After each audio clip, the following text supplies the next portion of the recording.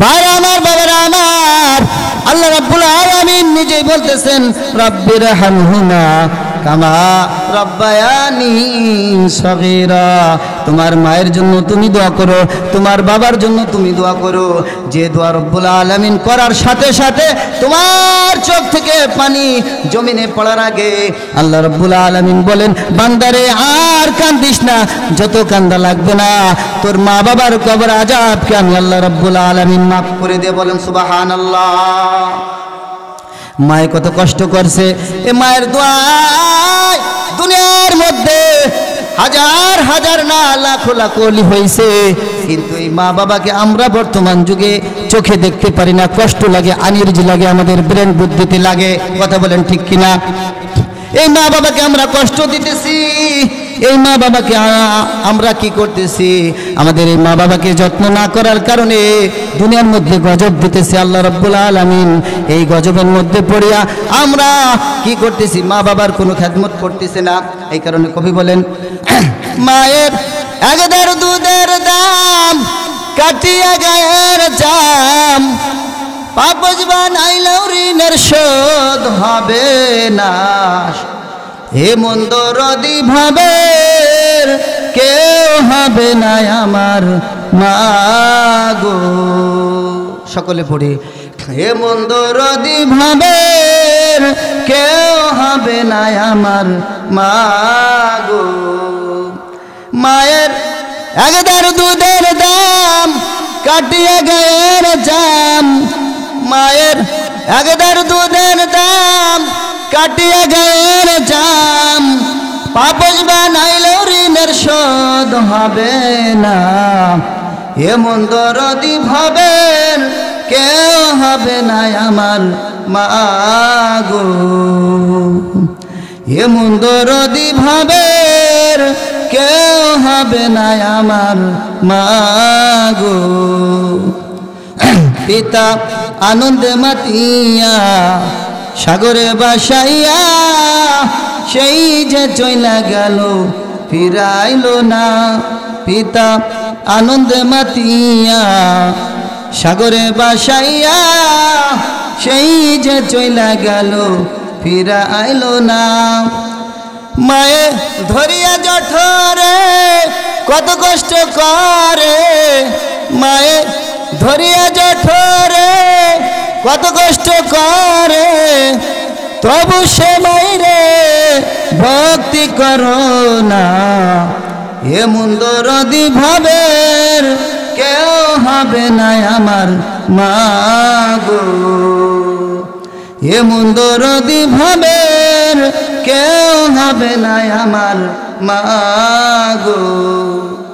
পিতা আনন্দে মাতিয়া সাগরে বাসাইয়া, সেই যে চইলা গেল ফিরাইলো না।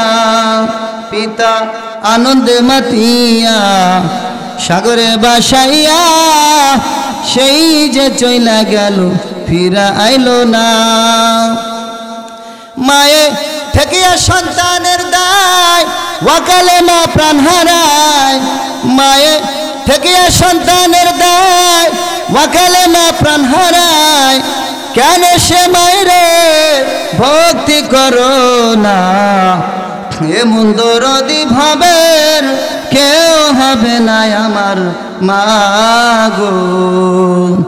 এ মন্দ রদি ভাবের কেউ হবে না আমার মাগো।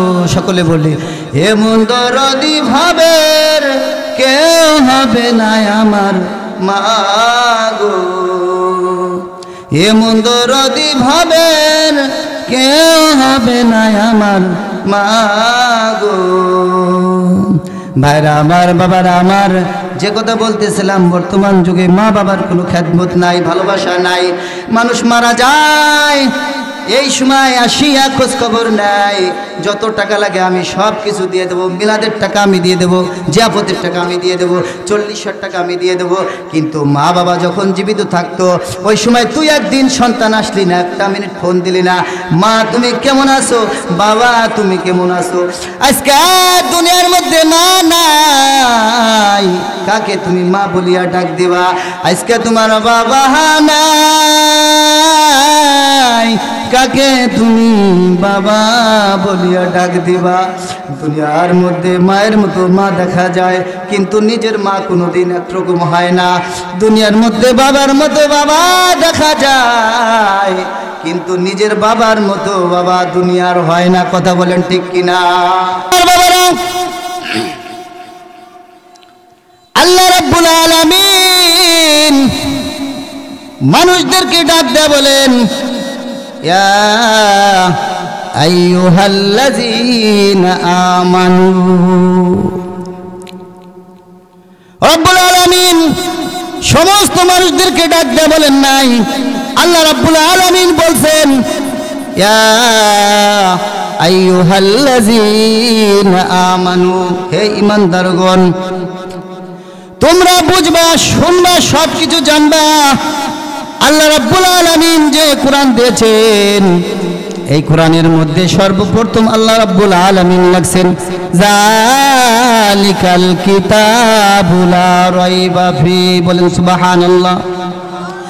আমার ভাইরা, আমার বাবারা, আল্লাহ রাব্বুল আলামিন প্রথমে বলছেন যালিকাল কিতাবু লা রাইবা ফি। আমার এই কোরআনের মধ্যে কোনো সন্দেহ নাই, কোনো ভুল নাই। এই কোরআনকে যারা সন্দেহ তো দূরের কথা, ভুল ধরা তো দূরের কথা, অনেক মানুষ আছিল দুনিয়ার মধ্যে যারা কোরআনকে ভুল ধরার জন্য আসছিল, একে একে তারা সবাই কালেমা পড়িয়া মুসলমান হইয়া গেছে। বলেন সুবহানাল্লাহ। ভাইরা আমার, বাবারা আমার, দুনিয়ার মধ্যে কোনো বান্দা, কোনো লেখক যদি সর্বপ্রথম একটা বই লেখে, সর্বপ্রথম বলে কি, এই বইয়ের ভিতরে যদি কোনো ভুল ত্রুটি হয় দয়া করে আল্লাহর রাস্তায় আমাকে মাফ করে দেবেন, এবং যোগাযোগ নাম্বারে দেয়া যায়, এই নাম্বারে যোগাযোগ করবেন, আমি ভুল সংশোধন করে নেব। এইটা কি বলেনি? কথা বলেন ঠিক কিনা? ছোট্ট একটা বইয়ে যদি লেখে, একটা কবিতাও যদি লেখে, সর্বপ্রথম কি বলে যে এই বইয়ের মধ্যে যদি কোনো ভুল ত্রুটি হয় দয়া করে আল্লাহর রাস্তায় আমাকে মাফ করে দেবেন। কথা বলেন ঠিক কিনা?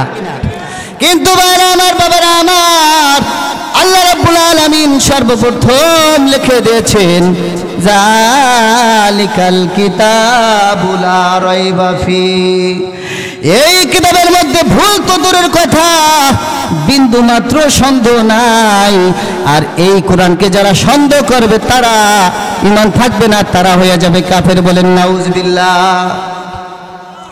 আমার ভাইরা, হযরত মুসা আলাইহিস সালাতু ওয়াস সালামের নাম আপনারা সবাই শুনছেন। আল্লাহ 1 লক্ষ অথবা 2,24,000 পয়গম্বর দিয়েছেন। এই পয়গম্বরদের মধ্যে সবচেয়ে বেশি কথা বলছেন হযরত মুসা আলাইহিস সালাতু ওয়াস সালাম। বলেন ঠিক কিনা? এই কারণে তাকে বলা হয়েছে কালিমুল্লাহ। তাকে কি নাম দেওয়া হয়েছে? তাকে বলা হয়েছে কালিমুল্লাহ, মুসা কালিমুল্লাহ। ভাইরা আমার, বাবারা আমার, আল্লাহ রাব্বুল আলামিন হযরত আদম আলাইহিস সালাতু ওয়াস সালামকে যখন সৃষ্টি করলেন, আদম আলাইহিস সালাতু ওয়াস সালামকে যখন সৃষ্টি করার পরে কালেমা পড়তো তার কওমগণ, তার মুরিদরা, তখন কালিমা কি ছিল? লা ইলাহা ইল্লাল্লাহ আদম সফিহুল্লাহ, এইভাবে পড়ছে। যখন মুসা আলাইহিস সালাতু ওয়াস সালাম কালিমা পড়াইছেন লা ইলাহা ইল্লাল্লাহ, মুসা কালিমুল্লাহ। আবার ঈসা আলাইহিস সালাতু ওয়াস সালাম যখন পড়াইছেন লা ইলাহা ইল্লাল্লাহ, ঈসা রূহুল্লাহ। আবার হযরত ইব্রাহিম আলাইহিস সালাতু ওয়াস সালাম যখন পড়াইছেন লা ইলাহা ইল্লাল্লাহ, ইব্রাহিম খলিলুল্লাহ। কি? আর আপনার নবী, আমার নবী, আখির নবী জনাবে মুহাম্মদুর রাসূলুল্লাহ সাল্লাল্লাহু আলাইহি ওয়াসাল্লামের সময় আল্লাহ রাব্বুল আলামিন বলছেন লা ইলাহা ইল্লাল্লাহু মুহাম্মাদুর রাসূলুল্লাহ। সকলে বলেন সাল্লাল্লাহু আলাইহি ওয়াসাল্লাম। এই কারণে মনের ভিতরে একটু জল সরার জন্য আমরা একটু জিকির করি লা ইলাহা ইল্লাল্লাহ। জোরে লা ইলাহা ইল্লাল্লাহ, লা ইলাহা ইল্লাল্লাহ, লা ইলাহা ইল্লাল্লাহ। জোরে লা ইলাহা ইল্লাল্লাহ, লা ইলাহা ইল্লাল্লাহ।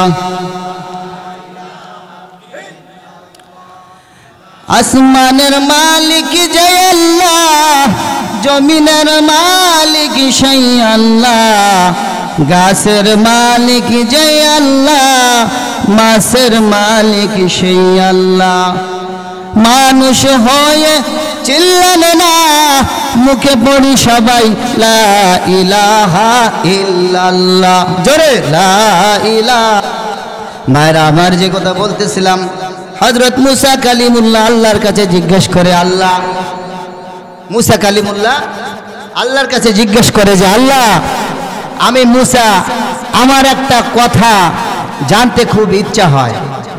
মুসা কি বলে যে আল্লাহ, আমার একটা কথা জানতে খুব ইচ্ছা হয় যে আল্লাহ, আমি মুসা যদি আল্লাহ হইতাম আর তুমি আল্লাহ যদি মুসা হইতা, তাহলে তুমি আমার কাছে কি চাইতা?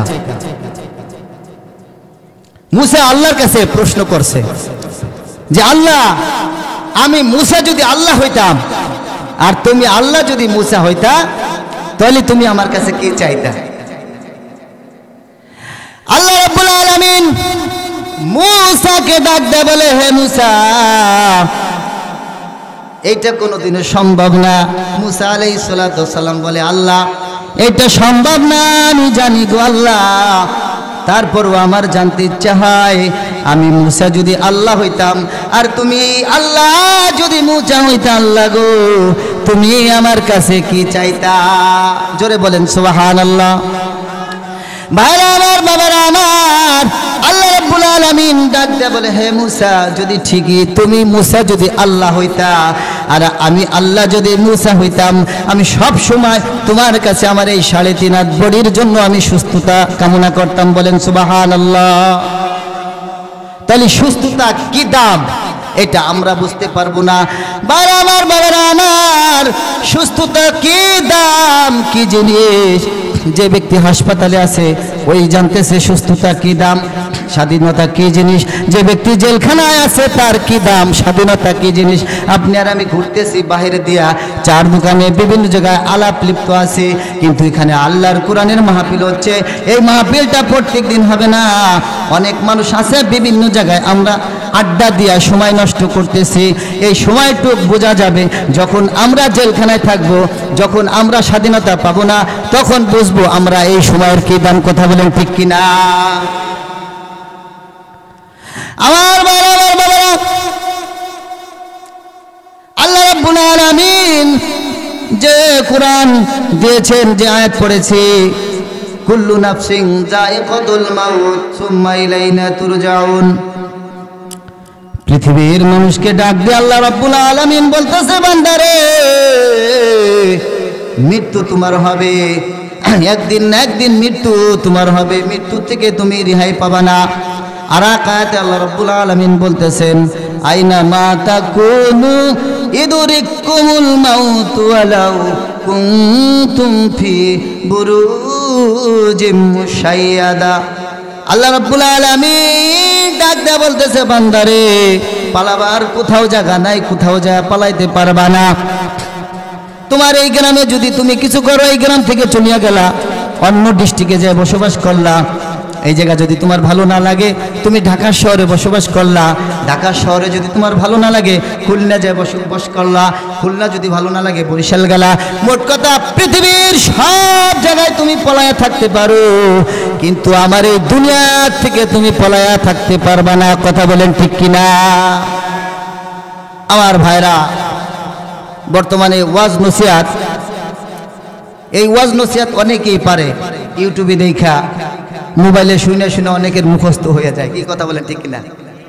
তো এই ওয়াজ নসিহত এটা হলো আমরা শুনি কিন্তু মানি না।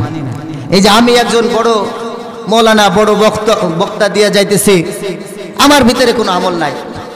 আমি মানুষকে বলে যাব, দেখা যাচ্ছে যে আমি আমল করতে পারবো না। তো বর্তমান যুগে আপনার সানাউল্লাহ আছে, বকাউল্লাহ আছে, কিন্তু মানাউল্লাহ নাই। কথা বলেন ঠিক কিনা? সানাউল্লাহ মানে শোনে যারা, শ্রবণ করে যারা, তারা হচ্ছে সানাউল্লাহ। বকাউল্লাহ যারা এই যে ওয়াজ করতেছে, কথাবার্তা বলতেছে, নসিহত করতেছে, এদের নাম হচ্ছে বকাউল্লাহরা। বক বক করে কথাবার্তা বইলা যাইতেছে, কিন্তু ভাইরা আমার, বাবার আমার, আজকে মানাউল্লাহ নাই। কথা বলেন ঠিক কিনা? মানাউল্লাহ মানে যারা মানবো, যারা আমল করব, এই আমল করার লোকগুলি খুবই অভাব। ভাইরা আমার, বাবারা আমার, আমি যা পড়েছি আল্লাহর কোরআন থেকে, আল্লাহর কালামুল্লাহ থেকে, মানুষ মৃত্যু হবে, মৃত্যু থেকে পালাবার কোথাও জায়গা নাই। কিন্তু বর্তমান যুগ জমানায় মানুষ মুরব্বীদেরকে মানে না, মুরব্বীদেরকে মানে না, এই মুরব্বীদেরকে সম্মান করে না। ভাইরা আমার, বাবারা আমার, আল্লাহ রাব্বুল আলামিন আদম আলাইহিস সালাতু ওয়াস সালাম থেকে নবী পাঠাইছেন কালে কালে, যুগে যুগে। নবী রাসূলের দরজা যখন শেষ হয়ে গেছে, সাহাবী আজমাইনদেরকে পাঠাইছেন, তাবেঈন, খুলাফায়ে রাশিদিন পাঠাইছেন। তারপরে ওলি আল্লাহ, আব্দুল গাউস কুতুব এখন বর্তমানে আছে ওলি আল্লাহ। এই ওলি আল্লাহদের পরে যারা মুরব্বী আছে, আল্লাহ রাব্বুল আলামিন কোরআনের মধ্যে বলছেন, রব্বির হামহুমা কামা রব্বায়ানি সগীরা। তুমি ভালোবাসো, কাকে ভালোবাসবার কথা বলছে আল্লাহ রাব্বুল আলামিন? রব্বির হামহুমা, সকলে পড়ি, রব্বির হামহুমা কামা রব্বায়ানি সগীরা। এখানে রব্বুল আলামিন বলছে, বান্দারে, তোমার মা বাবা শিশুকালে তোমাকে ছোট্টকালে লালন পালন করছে। এই পৌষ মাসের শীতের দিন তোমার মায়ের কোলে তুমি প্রস্রাব করিয়া দিছো, তারপরে তোমার মা তোমাকে ফেলাই দেয় নাই। ওই মা আজকে বৃদ্ধ হইয়া রুমের ভিতরে পড়ে আছে, কিন্তু তার খোঁজ খবর তুমি নাও না। জীবিত থাকতে একদিন আইসা তুমি একটা কমলা, একটা আপেল, একটা রসগোল্লা তুমি খাওয়াইলা না। কিন্তু তুমি সন্তান, যখন তোমার মা মারা যায়, তোমার বাবা মারা যায়, যখন তোমার কোনো আত্মীয় স্বজন মারা যায়, তখন আইসা তুমি বলো কি, যত টাকা লাগে এই জিয়াফতে, এই 40 একটা গরু দিয়া এবং খরচ যা লাগে আমি দিয়ে দেবো। কথা বলেন ঠিক কিনা? কি বলে না? বাইসা যখন থাকে তখন দেখা যায় একটা টাকা, একটা রসগোল্লা তো দূরের কথা, একদিন একটু ফোন দিয়া খোঁজ খবর নেবে, এরকম সন্তানও দুনিয়ার মধ্যে নাই যে একটা ফোন দিয়ে যে আব্বা কেমন আছে, মা কেমন আছে। কি কথা বলেন ঠিক কিনা? ভাইরা আমার, বাবারা আমার, আল্লাহ রাব্বুল আলামিন নিজেই বলতেছেন, রব্বির হামহুমা কামা রব্বায়ানি সগীরা। তোমার মায়ের জন্য তুমি দোয়া করো, তোমার বাবার জন্য তুমি দোয়া করো। যে দোয়া রব্বুল আলামিন করার সাথে সাথে তোমার চোখ থেকে পানি জমিনে পড়ার আগে আল্লাহ রাব্বুল আলামিন বলেন, বান্দারে আর কান্দিস না, যত কান্দা লাগবে না, তোর মা বাবার কবর আযাবকে আমি আল্লাহ রাব্বুল আলামিন মাফ করে দিয়ে। বলেন সুবহানাল্লাহ। মায়ে কত কষ্ট করছে, এ মায়ের দোয়ায় দুনিয়ার মধ্যে হাজার হাজার না লাখো লাখো ওলি হয়েছে, কিন্তু এই মা বাবাকে আমরা বর্তমান যুগে চোখে দেখতে পারি না। কষ্ট লাগে, আনিরজি লাগে, আমাদের ব্রেন বুদ্ধিতে লাগে। কথা বলেন ঠিক কিনা? এই মা বাবাকে আমরা কষ্ট দিতেছি, এই মা বাবাকে আমরা কি করতেছি? আমাদের এই মা বাবাকে যত্ন না করার কারণে দুনিয়ার মধ্যে গজব দিতেছে আল্লাহ রাব্বুল আলামিন। এই গজবের মধ্যে পড়িয়া আমরা কি করতেছি? মা বাবার কোনো খেদমত করতেছে না। এই কারণে কবি বলেন, মায়ের একদার দুধের দাম কাটিয়া গায়ের জাম, পাপজ বানাইলেও ঋণের শোধ হবে না। হে মন্দ রদি ভাবে কেউ হবে না আমার মাগো। সকলে পড়ি, হে মন্দ রদি ভাবে কেউ হবে না আমার মাগো। মায়ের একদার দুধের দাম কাটিয়ে গায়ের জাম, মায়ের একদার দুধের দাম কাটিয়ে গায়ের জাম, পাপস বানাইলেও ঋণের শোধ হবে না। এমন দরদি ভাবের কেউ হবে না আমার মা গো, এমন দরদি ভাবের কেউ হবে না আমার মা গো। পিতা আনন্দে মাতিয়া সাগরে বাসাইয়া, সেই যে চইলা গেল ফিরাইল না। পিতা আনন্দে মাতিয়া সাগরে বাসাইয়া, সেই যে চইলা গেল ফিরাইল না। মায়ে ধরিয়া জঠরে কত কষ্ট করে, মায়ে ধরিয়া জঠরে কত কষ্ট করে, তবু সে মাইরে ভক্তি করো না। এমন দরদি ভাবের কেউ হবে না আমার মা গো, এমন দরদি ভাবের কেউ হবে না আমার মা গো। পিতা আনন্দে মাতিয়া সাগরে বাসাইয়া, সেই যে চইলা গেল ফিরাইল না।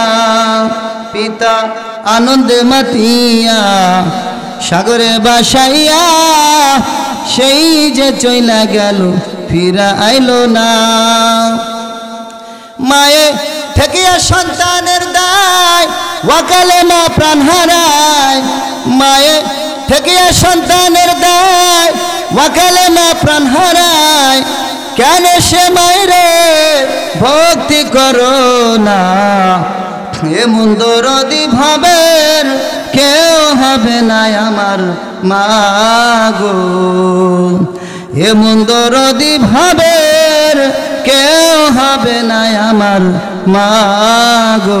সকলে বলি এমন দরদি ভাবের কেউ হবে না আমার মা গো, এমন দরদি ভাবের কেউ হবে না আমার মা গো। ভাইরা আমার, বাবারা আমার, যে কথা বলতেছিলাম, বর্তমান যুগে মা বাবার কোনো খেদমত নাই, ভালোবাসা নাই। মানুষ মারা যায়, এই সময় আসিয়া খোঁজ খবর নাই। যত টাকা লাগে আমি সব কিছু দিয়ে দেবো, মিলাদের টাকা আমি দিয়ে দেবো, জিয়াফতের টাকা আমি দিয়ে দেবো, 40,000 টাকা আমি দিয়ে দেবো। কিন্তু মা বাবা যখন জীবিত থাকতো, ওই সময় তুই একদিন সন্তান আসলি না, একটা মিনিট ফোন দিলি না, মা তুমি কেমন আছো, বাবা তুমি কেমন আছো। আজকে দুনিয়ার মধ্যে মা নাই, কাকে তুমি মা বলিয়া ডাক দিবা। আজকে তোমার বাবা নাই, কাকে তুমি বাবা বলিয়া ডাক দিবা। দুনিয়ার মধ্যে মায়ের মতো মা দেখা যায়, কিন্তু নিজের মা কোনোদিন একরকম হয় না। দুনিয়ার মধ্যে বাবার মতো বাবা দেখা যায়, কিন্তু নিজের বাবার মতো বাবা দুনিয়ার হয় না। কথা বলেন ঠিক কিনা? ভাইরা আমার, বাবারা আমার, যে কথা বলতেছিলাম, মুরাব্বিদেরকে মানুষ মানে না। ইমাম মাহমুদ সুলতান গজনবী রহমতুল্লাহ আলাই, আপনারা নাম শুনছেন।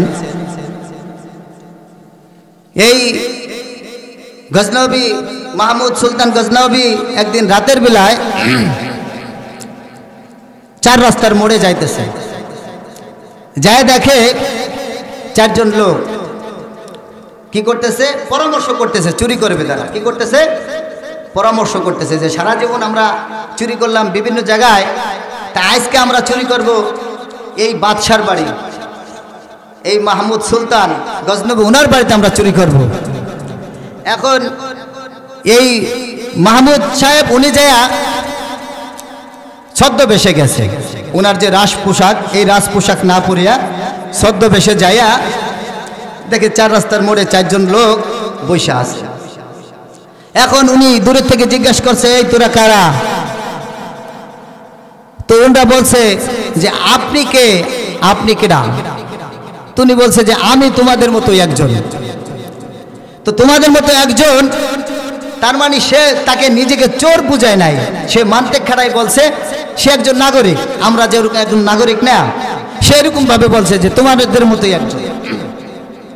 এখন ইমাম মাহমুদ সুলতান গজনবী রহমতুল্লাহ আলাই উনি বলতেছে যে ঠিক আছে তোমরা কি করবা, কয় আজকে আমরা বাদশার বাড়িতে চুরি করব। কার বাড়িতে? জোরে বলেন কার বাড়িতে? বাদশার বাড়িতে চুরি করব। এতদিন রাজার বাড়িতে চুরি করতে পারে নাই, আজকে আমরা রাজার বাড়িতে চুরি করব। এখন বলতেছে যে আমরা যে চুরি করব আমাদের কার কি গুণ আছে, কি কার কি গুণ আছে, কিভাবে চুরিটা করতে পারবো একটা প্ল্যান প্রোগ্রাম আমরা করি। এইভাবে করিয়া একজনে বলল যে আমার কানে গুণ আছে। তোর কানে কি গুণ? তো কানে গুণ আছে যে যে কোনো কুকুর যদি ঘেউ ঘেউ করে তাহলে ওই কুকুরের ভাষা আমি বুঝতে পারি। হয়তো খুব সুন্দর একটা চমৎকার একটা আইডিয়া, ভালো একটা গুণ। তার একজন যে জিজ্ঞেস করছে তোমার কি গুণ আছে? তা আমার গুণ আছে নাকে। কয় কি? কয় নাক দিয়ে আমি শুনগে কইতে পারি কোথায় মাল আছে। বলেন সুবহানাল্লাহ, একটা গুণ। আবার এটা করলাম চুরি, তারপরেও একটা গুণ আল্লাহ দিয়ে দিয়েছে, হিকমত দিয়ে দিয়েছে। আরেকজনে বলতেছে তোমার কি গুণ আছে? আমার হাতে একটা গুণ আছে। কি গুণ? যে গুণটা আমি যে কোনো বড় তালা হোক, যে কোনো লোকের তালা হোক, আমি যখন ধরিয়া যাব, আমি যখন ধরবো এই ধরার সাথে সাথে আমি তালা খুলে ফেলাইতে পারবো। সুবহানাল্লাহ, একটা গুণ। আরেকজনে জিজ্ঞেস করছে তোমার কি গুণ আছে? আমার চোখে গুণ আছে। কয় তোমার চোখে কি গুণ? আমার চোখে এমন গুণ আছে, আমি যাকে রাত হোক আর দিন হোক, আমি যাকে একবার দেখবো মৃত্যুর আগে তাকে আর ভুলবো না। বলেন সুবহানাল্লাহ। এখন নতুন যে চোর, এই যে গজনবী সুলতান মাহমুদ গজনবী, উনি যে নতুন চোর, উনি আট হয়েছে। কয় তোমার কি যোগ্যতা আছে? আমি তুমি এত জিজ্ঞেস করলা, তুমি যে নতুন যুক্ত হয়েছো আমাদের সাথে, তোমার কি যোগ্যতা আছে? এখন সুলতান মাহমুদ গজনবী উনি বলতেছেন যে বাবারে আমার যে যোগ্যতা আছে, আমার এই দাড়িতে যোগ্যতা আছে। কয় কি? কয় আমাকে সবাইরে যদি বাদশাহ আটকায় বা যে কোনো লোকে আটকায়, আমি যদি দাড়িতে এইভাবে ঝুলেন দিই আমাদের ফাঁসির থেকে মাফ হয়ে যাবে। বলেন সুবহানাল্লাহ। এখন কয় তুই তো ভালোভাবে নির্ভয়ে চুরি করা যাবে। এখন ওনারা প্ল্যান প্রোগ্রাম কইরা সুলতান মাহমুদ গজনবী ওনার বাড়িতে চুরি করবার যাবে। এখন ওই যে প্রথম কুকুরওয়ালা যে বলছে যে আমি কুকুরের শব্দ শুনতে পারি, আমি বুঝতে পারি কুকুরে কি কয়। তো যখনই সবাই রওনা দিছে ওই বাদশার বাড়িতে, বাদশাহ নিজেও তো সাথে, যখন বাদশার বাড়িতে গেছে কুকুরে বলতেছে এই সবাই সাবধান, বাদশার সাথে সব মেহমানরা চলে আসছে একসাথে, সবাই সাবধান। এখন চোরেরা জিজ্ঞেস করে কুকুরে কি কয়? কয় কুকুরে তো কয় আমাকে সাথে বাদশাহ আছে, বাড়ির মালিক আছে। কয় তুই এতদিন যা কইছিলি ভালোই কইছিলি, আনে মনে হয় তুই উল্টে পুল্টা কয় শুরু করছো। একজন কয় যে না, ও উল্টে পুল্টা কয় নাই, মনে হয় এই বাড়ির কুকুরেই এই শিক্ষাটাই দিয়েছে যে যেই চোরে আসুক কবে যে তোর সাথে বাদশাহ আইছে, বাড়ির মালিক আইছে। এখন যাই হোক, রাত্রে 5 জন মিল্লা চুরি করছে। তো চুরি করার পরে এখন ওই মাহমুদ সুলতান উনি সবাইকে ভাগযোগ করে দিয়ে দিয়েছে, যে যার যার মধ্যে এক একখানে গেছে চলে। সকালবেলা ওনাদেরকে সবাইকে ধইরা আনছে। ধইরা আনার পরে এখন ফাঁসি হবে, বিচার হয়েছে। এখন ওই 3 জনে কান্নাকাটি করে। কোন 3 জন? যে 3 জনে চিনে নাই, আর একজনে মিটমিটেই হাসে। অগো সাজা হয়েছে ফাঁসি। এখন একজনে কয়, 3 জনেই কান্দে যে কিছুক্ষণ পরে তো আমাদের ফাঁসি হয়ে যাবে। 3 জনে কান্নাকাটি করে, দেখা জীবনে কোনোদিন বলে না, এই জন্য হাসতেছে। ওই 3 জনে কয় কি রে সুরা, আমরা 3 জনে কান্দে কাটা যার যার হয়ে যেতেছি, আমাকে কতক্ষণ পরে ফাঁসি হয়ে যাবে, তুই হাসিস কেন? আমি আসতেছি কতক্ষণ পরে দেখবেন। কি? এখন সুলতান মাহমুদ গজনবী উনি জিজ্ঞেস করছে কি মিয়া তুমি হাসো কেন? ওরা তো সবাই কান্দে। কয় সুলতান মাহমুদ ওরা 3 জনে আপনাকে চিনতে পারে নাই, তাই ওরা 3 জন কাঁদতে আছে, কিন্তু আমি চোর, আমি আপনাকে চিনতে পারছি, এই কারণে আমার কোনো ভয় নাই, আমার কোনো ভীতি নাই। কয় কিসের জন্য? আমি চুরি করার সময় বলছিলাম আপনার স্মরণ আছে কিনা আপনি দেখেন, আমি যারে মৃত্যুর আগে একবার দিনে অথবা রাইতে দেখি, মৃত্যুর আগে তাকে কোনোদিন ভুলি না। জোরে বলেন সুবহানাল্লাহ। মাহমুদ গলজাবি ডাক দিয়ে বলে, হ্যাঁ চোর, কি কারণে আমাকে ভুলো নাই বলো? কয় হুজুর বেয়াদবি মাফ করবেন, কালকে রাত্রে যখন আমরা চুরি করছি তখন আমাদের সাথে আপনিও ছিলেন। জোরে বলেন সুবহানাল্লাহ। এখন মাহমুদ সুলতান তিনি বলছেন, ঠিক আছে তুমি আজকে যখন চিনাই ফেলাইছো, আজকে তোমারও সিলাই এই তিনজনকেও খালাস দিয়ে দিলাম। জোরে বলেন সুবহানাল্লাহ। ভাইরা আমার, বাবারা আমার, কথার উদ্দেশ্য বলার এইটাই যে আমরা দুনিয়ার মধ্যে এখন কেউ কাউকে চিনি না, মানুষকে তো চিনা দূরের কথা, আল্লাহকেও আমরা চিনি না, শুধু সংসার আর সংসার। কি কথা বলেন ঠিক কিনা? আমার ছেলে, আমার মেয়ে, আমার আত্মীয় স্বজন, আমার মেয়ে, আমার জামাই, আমার টাকা, আমার পয়সা, আমার করতে করতে একদিন আমাদের চুল দাড়ি সব পাইকে গেছে, এখন মৃত্যুর সময় হয়ে গেছে, এখনো আমার কইরা সংসার সংসার কইরাই শেষ হয়ে যায়। এই কারণে কবি একজন বলছেন, একজন লেখক বলছেন, সংসার সংসার কইরা ভাবে গো, ও তুই করলি না বন্দেগি,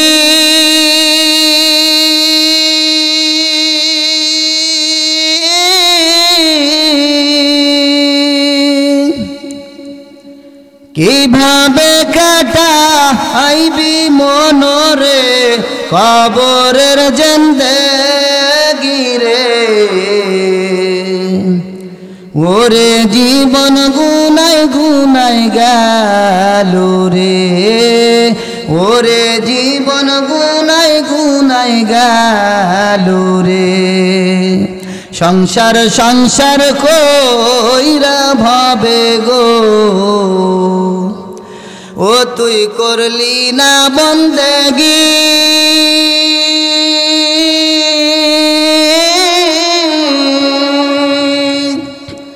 কিভাবে কাটা আইবি মনরে কবরের জিন্দেগি রে, ওরে জীবন গুনাই গুনাই গেল রে, ওরে জীবন গুনাই গুনাই গেল রে। ছেলে মেয়ের মায়ায় পইড়া গো, ও তুই ডাকলি না মাওলা রে,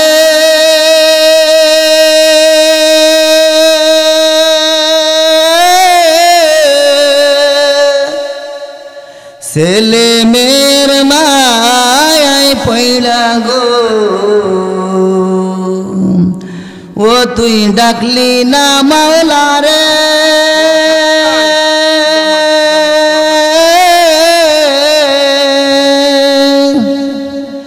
কোন দিন জানি আজরাইল আইসা গো, লইয়া যাইবে তোরে রে, ওরে জীবন গুনাই গুনাই গেল রে, ওরে জীবন গুনাই গুনাই গেল রে। বাড়ির পাশে পুকুর পাড়ে গো, ও তুই বাঁধবি বাঁশের ঘর,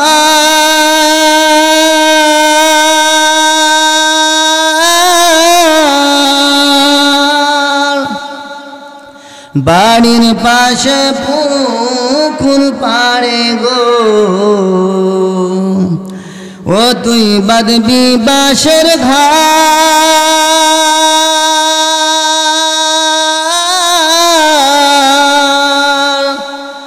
ভাইও নাই তার বান্ধব নাই রে, কে লইবে খবর রে,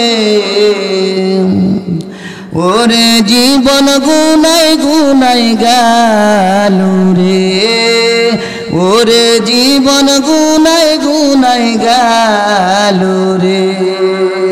সংসার সংসার কইরা ভাবে গো, ও তুই না ডাকলি মাওলা রে,